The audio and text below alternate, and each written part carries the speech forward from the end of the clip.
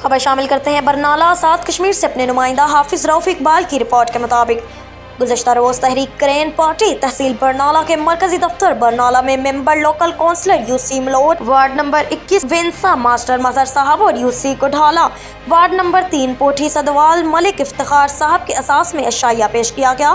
तहसील अमीर मोहम्मद शाकिर रजा रिजवी साहब और नाजिम आला तहसील वलीद अशरफ सदीकी साहब, कानूनी मशीर पीर जमील सैफी साहब, नाजिम दफ्तर गुलाम जिलानी साहब, इंतखाबी अमूर नवाज सदीकी साहब, सिक्योरिटी इंचार्ज जावेद इकबाल साहब, अमीर यूसी अम्बरियाला इसरार हुसैन ने अपने मेंबरान का पुरतपाक इस्तकबाल किया।